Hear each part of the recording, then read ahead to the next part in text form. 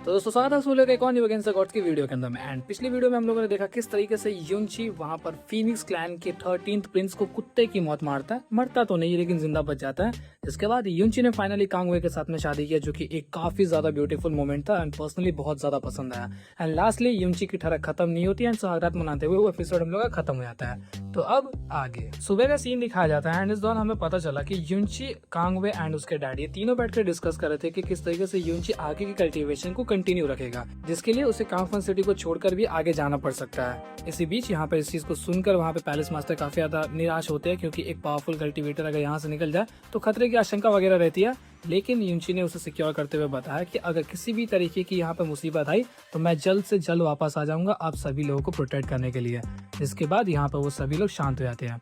इसी बीच हमें पता चलता है कि किंगवे ने शादी के दौरान युनची को बताया था कि उनके जो पैलेस की ग्रैंड मिस्ट्रेस है वो चाहती है कि युनची से एक बार वो मिले, जिस वजह से उसने अपना इनविटेशन वहाँ पे रख दिया। युनची किंगवे की जो पैलेस मिस्ट्रेस है उसके इंटेंशंस को नहीं समझ पा रहा था, जिस वजह से वो काफी ज्यादा क्यूरियस था कि आखिर वो मुझसे मिलना क्यों चाहती है। तो उसने किंगवे को अश्योरेंस दिया कि मैं 1 महीने बाद आकर फ्रोजन पैलेस के अंदर मैं पर्सनली उनसे मिलूंगा। जिस बीच हम लोग को सीन शिफ्ट होता हुआ नजर आता है एंड दिखाया जाता है फन जूचन को, वही बंदा जो कि पूरे बर्निंग स्काई सेट के अंदर में इकलौता जिंदा बचा हुआ है। इस दौरान वो एक अलग से ही फॉरेस्ट के अंदर में था जिसका नाम था black field enemies forest of devils. And ये काफी ज्यादा अजीब सा एक फॉरेस्ट है जहाँ पर जल्दी कोई भी नहीं जाना चाहते। इसकी हालत इतनी खराब थी कि वो वहाँ पर चल भी नहीं पा रहा था, लेकिन स्टिल इसके दिमाग में बस एक ही चीज चल रहा है, जो कि है युनची से रिवेंज। इसी बीच हम लोग को उसी फॉरेस्ट के अंदर में कुछ और भी कल्टीवेटर्स दिखाए गए जिन लोगों ने इसे देखा। एंड ऑफ कोर्स वो लोग बिल्कुल भी अच्छे आदमी नहीं थे। वो लोग चाहते थे कि फन जूचन को जो भी वो अधमरा पड़ा हुआ है उसके पास जाकर जो भी चीज है उसे वो लूट ले। एंड वो लोग इसके नजदीक भी आते हैं। इस दौरान फन जूचन पूरी तरीके से नीचे पड़ा हुआ था और उसके अंदर हिलने तक की ताकत नहीं थी। लेकिन सडनली उसके बॉडी के अंदर से काफी पावरफुल मिस्टिक पावर्स की आउटबर्स्ट होती है।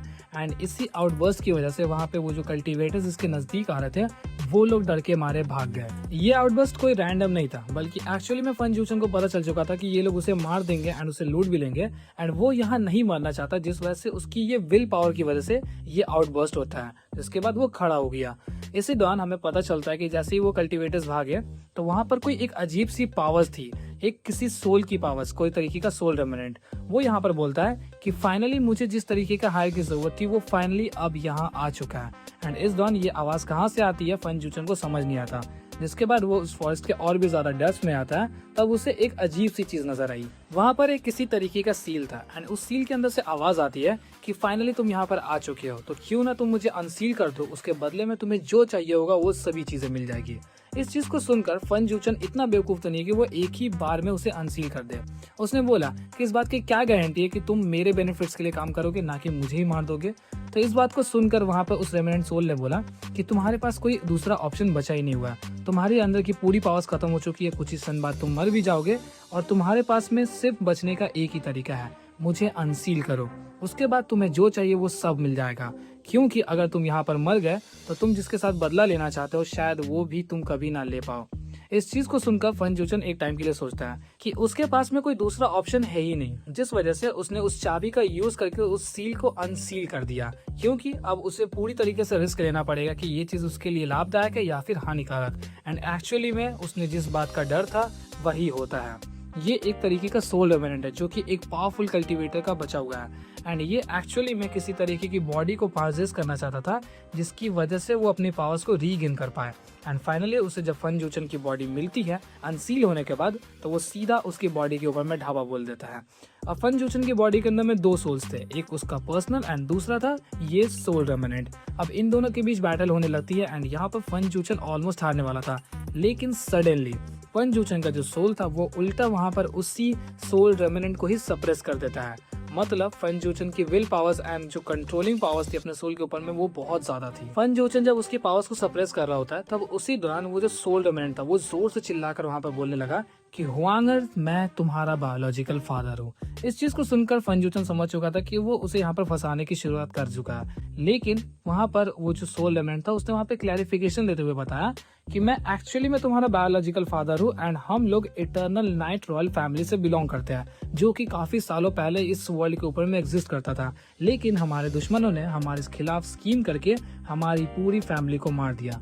उस दौरान तुम भी वहाँ पर मर चुके थे, लेकिन उस दौरान तुम्हारी मॉम ने खुद की लाइफ फोर्स को पूरी तरीके से खत्म कर दिया सिर्फ एक पावर को अनलीश करने के लिए, जो कि था इटर्नल नाइट स्टारबूट टेक्निक, जिसकी वजह से तुम वापस से रीइंकार्नेट हो गए।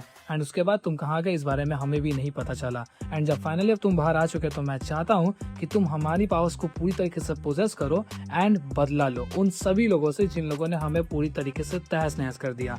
एंड एक चीज तुम लोगों को बता दूं कि यहाँ पर ये जो इसकी फैमिली का डिस्ट्रक्शन है वो कहीं ना कहीं यूनची से भी रिलेटेड है, और इस बारे में तुम लोग को थोड़ी ही देर बाद पता चल जाएगा।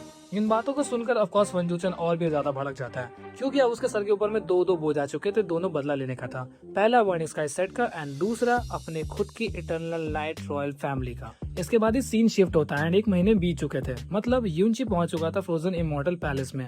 वहां जाने के बाद उसने एक फेरी को बताया कि उसकी ग्रैंड पैलेस की मिस्ट्रेस ने उसे बुलाया, जिसके बाद वो उसे वहां पर लेके भी जाती है। यहाँ पर जाने के बाद छोटी मोटी फॉर्मेलिटीज हुई एंड हमें पता चलता है कि फ्रोजन इमॉर्टल पैलेस की जो ग्रैंड मिस्ट्रेस है वो कोई और नहीं बल्कि फंग किंग हुआई है। इस बारे में ज्यादा डिटेल्स नहीं दी जाती कि इनकी कल्टीवेशन कितनी ज्यादा है एंड इसकी रेपुटेशन कितनी ज्यादा है, क्योंकि यहाँ पे सीधा मुद्दे पर वो दोनों पहुंच जाते हैं। यूनची को मिलते ही उन्होंने बोला कि किसी भी तरीके की फॉर्मेलिटीज की जरूरत नहीं है, तुम पहले बैठो हमारे साथ में, तुम्हारा एक काफी इंपॉर्टेंट डिस्कशन होने वाला है। इस चीज को सुनकर वहाँ पे यूनची काफी ज्यादा रेस्पेक्टफुल मैनर में पूछता है कि प्लीज एनलाइटन मी। वहाँ पर ग्रैंड मिस्ट्रेस ने बोला कि तुम्हारे और चुयूचन के बीच के क्या रिलेशन थे इस बारे में मुझे पूरी तरीके से पता है, जिसका मतलब तुम्हारे पास में भी कहीं ना कहीं फ्रोजन इमॉर्टल पैलेस के कोर टेक्निक्स है एंड मैं चाहती हूँ कि तुम उसको अपनी तरीके से पोजेस ना करो। तो यहाँ पर इस बात को सुनकर यूनची ने बोला कि वो मेरे पास है चुयूचन की आखिरी यादों के तौर पर एंड मैं उसके लिए अपनी जान की बाजी तक लगा सकता हूँ, तो आप मुझसे उस चीज को छीनने के बारे में तो बिल्कुल भी मत सोचिएगा। हाँ, वो वहाँ पे थोड़ा सा रूड साउंड कर रहा था, लेकिन उसने रिस्पेक्टफुल मैनर में बताया। जिसके बाद यहाँ पर ग्रैंड मिस्टर्स ने बोला कि हम तुमसे वो छीनना नहीं चाहते, लेकिन हम इस चीज को अलाउ भी नहीं कर सकते कि हमारे फ्रोजन इमॉर्टल पैलेस की जो कोड टेक्निक्स है वो किसी बाहर वाले के पास में रहे। तो इस चीज को सुनकर वहाँ पे यूनची ने बोला तो फिर इसका क्या उपाय है। तो यहाँ पर ग्रैंड मिस्टर्स ने बोला कि हमारे पास में एक दूसरा ऑप्शन भी है कि तुम हमारे फ्रोजन इमॉर्टल पैलेस को ज्वाइन कर लो। इस चीज को सुनकर जो फेरी यूनची को यहाँ पर लेके आई थी ग्रैंड मिस्टर्स के पास में, वो वहाँ पे थोड़ी सी सड़िया गई। उसको समझ नहीं आया कि आखिर यहाँ पे हो क्या रहा है। उसने इंटरप्ट करने का ट्राई किया एंड बोलने भी जाती है कि ये चीज पॉसिबल नहीं है, लेकिन ग्रैंड मिस्टर्स ने बोला कि अभी ये चीज काफी ज्यादा इंपॉर्टेंट है एंड ऐसा कहकर उस फेरी को उसने वहाँ पर चुप करा दिया।